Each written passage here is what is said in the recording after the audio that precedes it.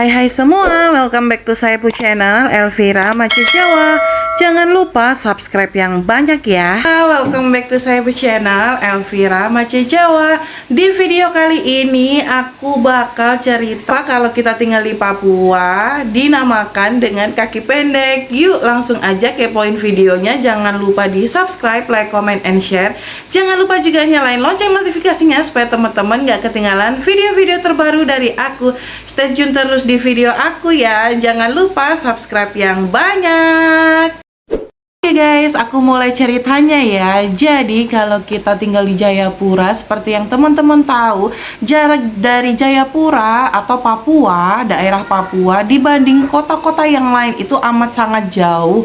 Kalau teman-teman dari Jakarta bilang daerah Papua itu ada di ujung dunia sana gitu loh guys. Sebenarnya itu terlalu berlebihan ya guys, karena sekarang akses itu kan mudah.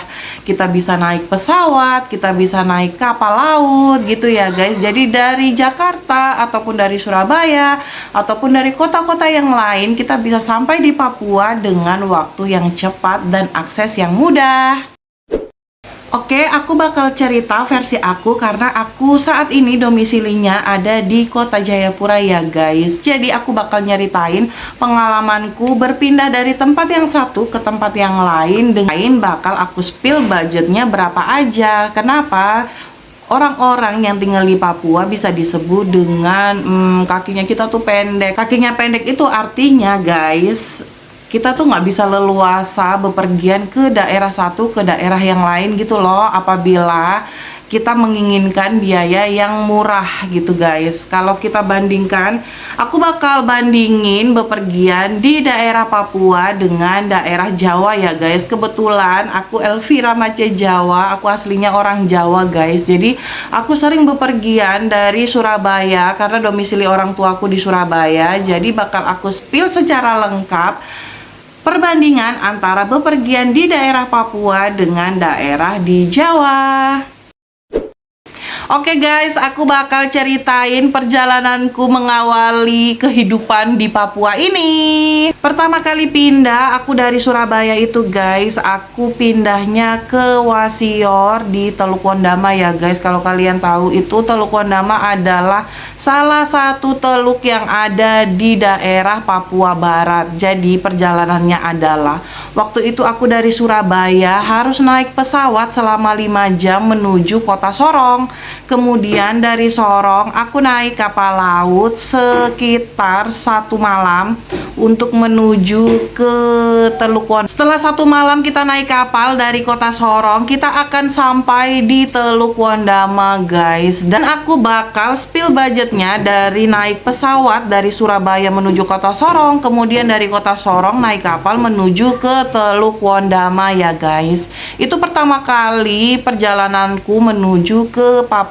Walaupun aku sebenarnya itu lahirnya di Sorong, tapi aku sudah pindah ke Jawa itu dari kecil ya guys, dari kelas 6 SD. Oke, next kita langsung spill budgetnya. Ini dia.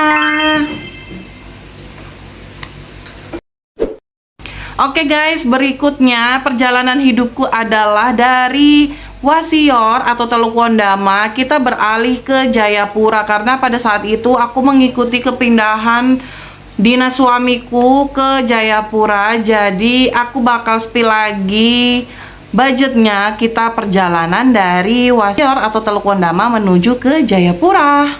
Oke, dari Wasior atau Teluk Wondama itu kita bisa menempuh dua akses guys. Jadi yang pertama itu kita harus naik kapal dulu menuju ke Manokwari dengan kapal kecil ataupun dengan kapal besar. Kemudian dari Manokwari kita menuju ke Jayapura, bisa pakai kapal besar juga dan juga bisa pakai pesawat. Nanti aku bakal spill budgetnya ya. Kalau kita mau naik pesawat ke Jayapura, kita harus ke Manokwari dulu guys. Jadi kalau dari Wasior itu kita harus naik kapal kecil dulu atau kapal besar juga ada. Kemudian kalau sudah sampai di Manokwari, kita bisa naik pesawat ke Jayapura guys. Tapi kalau kita menempuh dengan jalur laut, kita bisa langsung dari Wasior dengan kapal besar menuju ke Jayapura. Dan tentunya budget atau biaya yang kita keluarkan juga tentunya berbeda ya guys. Nanti kita spill lagi budgetnya. Ini dia budgetnya.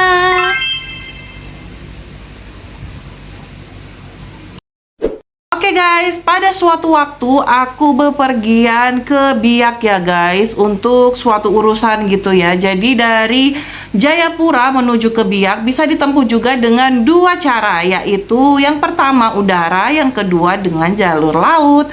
Yang pertama untuk jalur udara bakal aku spill budgetnya segini. Kemudian untuk jalur laut juga bisa ya guys, hanya 1 malam saja kita akan bermalam di kapal selama 1 malam untuk menuju ke Biak. Nah, dari paparan aku tentang perjalanan aku yang dari Wasior sampai Jayapura, dari Jayapura ke Biak sudah menjadi gambaran ya guys, bahwa kalau kita tinggal di Papua, kita hanya bisa melakukan perjalanan dengan 2 akses ya guys, yaitu dengan cara kapal laut ataupun dengan pesawat. Tapi ada beberapa daerah di Jayapura ini bisa ditempuh dengan jalur darat. Contohnya misalnya kita dari Jayapura ini mau ke daerah transmigran yang ada di Koya namanya. Itu kita hanya menempuh perjalanan darat selama 1 jam aja. Kemudian kita mau ke Kerom atau ke Arso, itu masih daerah-daerah di dekat-dekatnya Jayapura ya guys. Terus kemudian ada Sentani, ada Bongo, ada Sarmi dan lain-lain.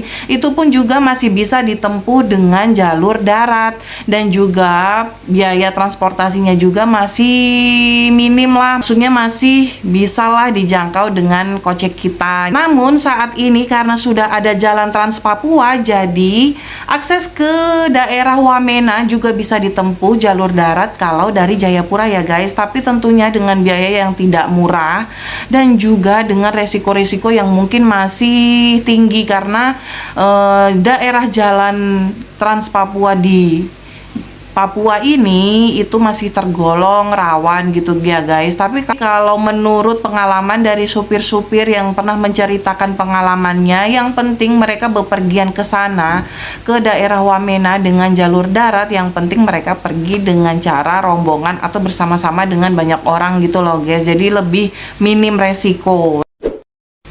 Nah, kesimpulan dari paparan aku yang sebegitu panjangnya, semoga dimengerti sama teman-teman ya guys, adalah kita tidak mudah untuk menjangkau daerah satu dengan daerah yang lain yang berada di Papua ya guys. Karena yang pertama budgetnya cukup lumayan mahal, kemudian yang kedua adalah masih tinggi dengan resiko keamanan kita gitu ya guys. Jadi tidak sama dengan akses-akses jalan atau mungkin akses-akses transportasi yang ada di Jawa sana gitu ya guys. Karena kebetulan aku juga orang Jawa yang sering pulang gitu ya guys, kalau waktunya hari-hari besar atau mungkin ada waktu-waktu luang, ada rezeki lebih, biasanya aku pulang ke Surabaya. Dan biasanya kalau di Surabaya aku juga nggak bakal diem aja di Surabaya, pasti aku melakukan perjalanan atau mungkin liburan atau jalan-jalan ke daerah yang lain, contohnya ya. Jadi ini untuk pembanding perjalanan kita yang tadi di Papua sama yang ada di Jawa. Jadi teman-teman bisa membayangkan, mungkin ada teman-teman yang belum pernah jalan-jalan atau belum pernah sama sekali menginjakan kaki di Papua, jadi bisa ada gambarannya gitu loh guys.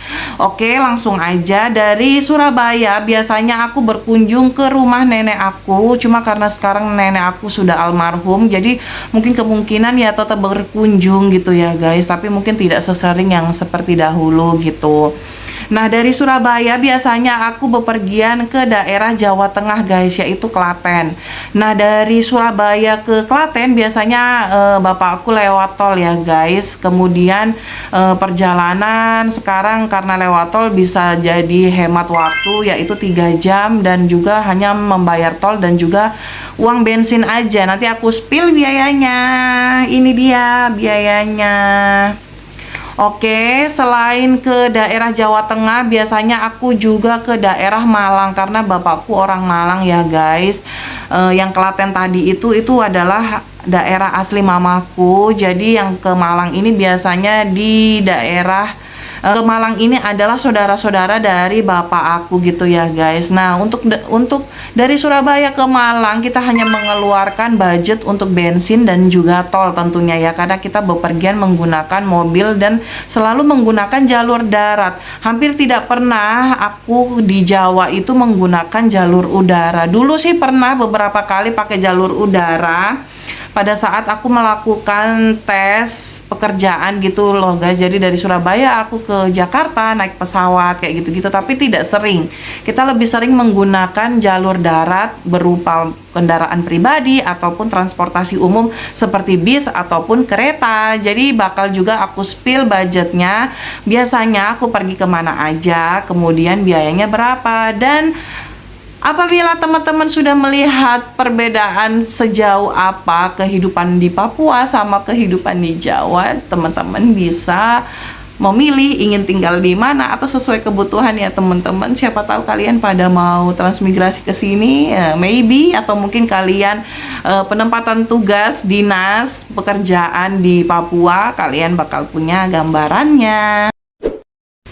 Oke guys, dari penjelasanku gimana? Kalian tertarik untuk tinggal di Papua dan menjadi kakinya kita tuh jadi pendek, atau tetap ingin tinggal di Jawa yang aksesnya lebih mudah atau mungkin lebih terjangkau? It's up to you gitu ya. Itu semua kembali kepada kebutuhan dan juga kepentingan masing-masing ya guys. Siapa tahu kalian juga penempatan tugas di sini, jadi ya siap-siap aja budget yang lebih untuk bisa hidup di Papua ya guys. Tapi by the way, hidup di Papua dan juga tinggal di Papua itu lebih indah, lebih minim polusi, dan juga awannya itu masih cerah, tidak seperti di Jawa sana yang sudah banyak polusi bertebaran. Jadi sesuaikan lagi keinginan kalian mau tinggal di mana. Semoga dari video aku ini memberikan informasi buat kalian dan semoga kalian tertarik dan suka dengan video aku.